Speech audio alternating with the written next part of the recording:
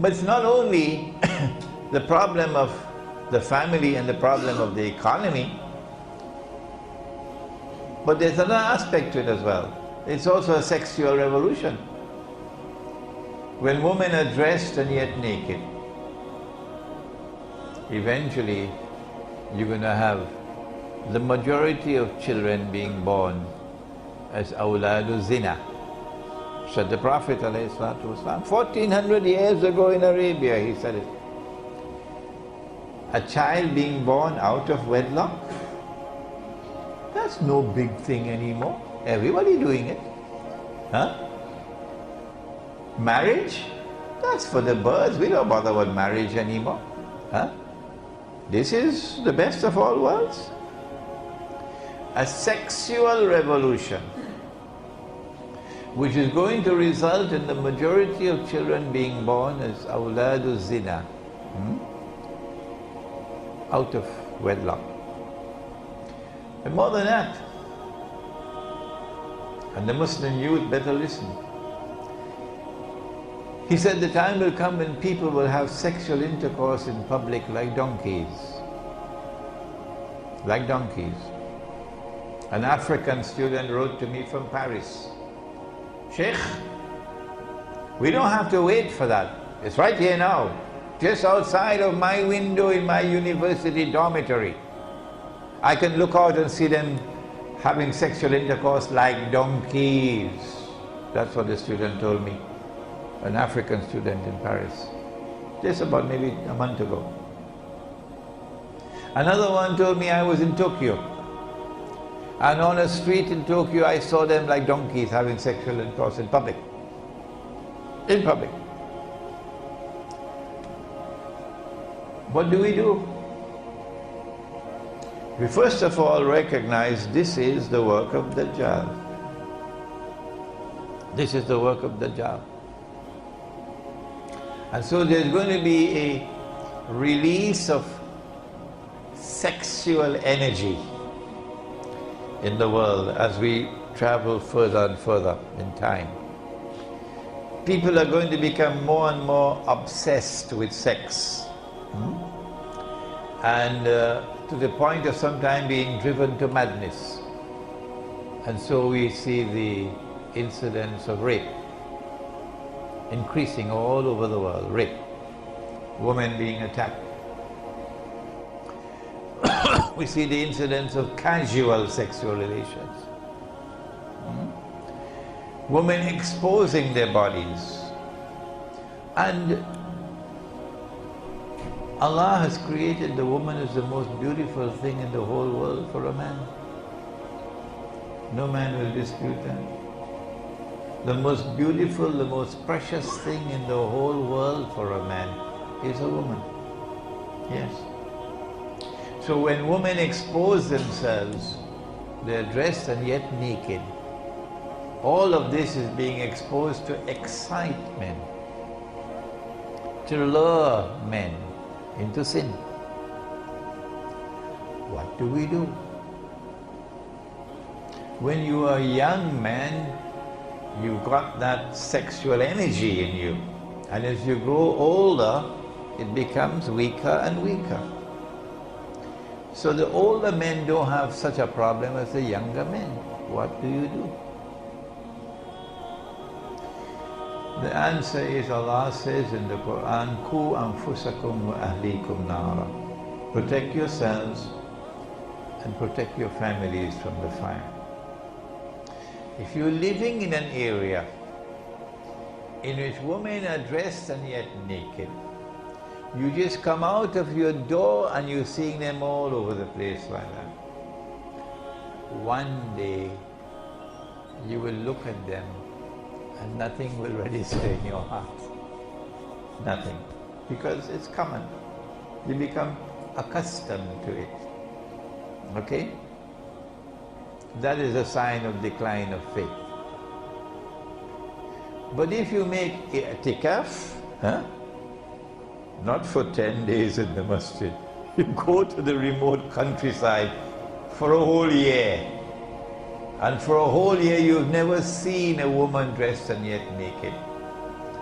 And then after 1 year you come back to KLCC or to Cyberjaya. When you see the first woman dressed and yet naked, something is going to shake inside of you. Something is going to shake inside. Oh my God, what is that? The war is going to end. Huh? Look at that, did you see?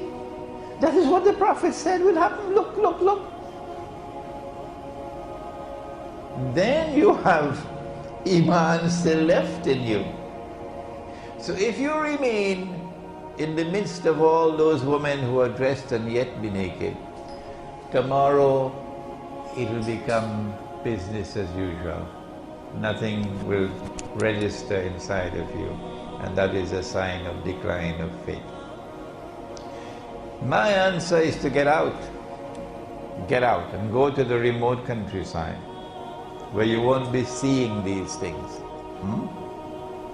There's a second thing you have to do, and that is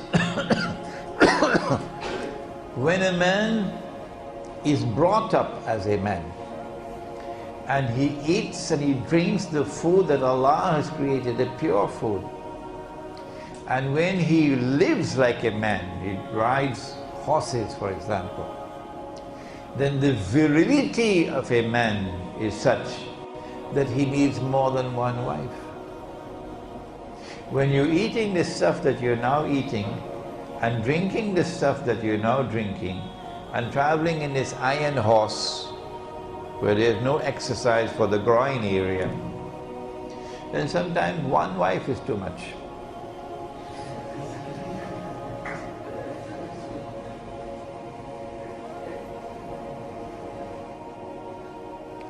And so back to the village, whether they like it or whether they don't. And there are many who are not going to like the lecture. There are many who are not going to like these words of mine. It doesn't bother me. I preach the deen to please Allah. So we move out to the countryside and we build villages, Muslim villages. And in these villages we will have not one wife, many wives.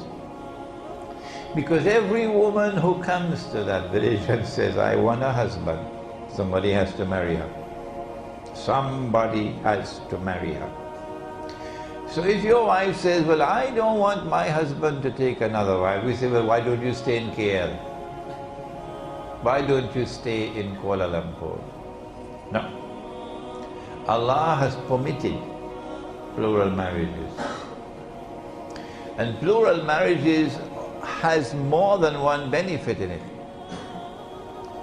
It is not that plural marriages help to provide husbands for so many women who otherwise would not have husbands. It is not that plural marriages help to provide maintenance for women and children who otherwise would not be maintained. But plural marriages has an impact on the masculinity of the male. Plural marriages has a positive impact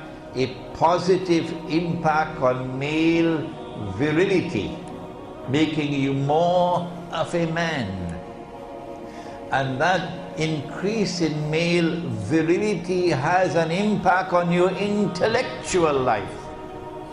You become a more versatile thinker, a more versatile scholar. It has an impact on your spiritual life, opening doors and opening windows which otherwise would not have been opened. So plural marriages is not there merely for enjoyment and excitement. Plural marriages has a more profound role to play in society. But I live in a world today in which speaking the words that I have just spoken makes you very unpopular. But Imran Hussain doesn't care for popularity. No. And so for the young man we say, protect yourself from that garbage out there. Look for sisters who are good Muslims. Marry them and have as many children as you can, so that in the end Nabi Muhammad alayhi salatu wasalam will be proud of this ummah. Now finally, before we end, why have we concentrated on the youth in this fake glamour of the modern age? The answer is because it is Suratul Kahf of the Quran more than any other surah, which explains Akhirul Zaman, the age in which we now live. And in Suratul Kahf there is the story of the young men in the cave.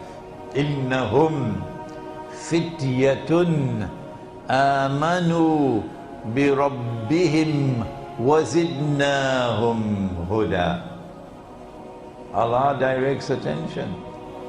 The ones who stood up and proclaimed their faith, regardless of the price they had to pay, were young men.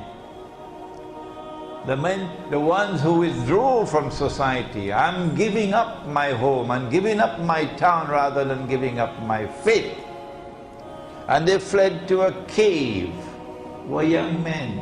Not old people like myself, were young men. And so if the flag of Islam is to be taken to triumph tomorrow, it is young men who will have to take up that flag. Suratul Kahf of the Quran.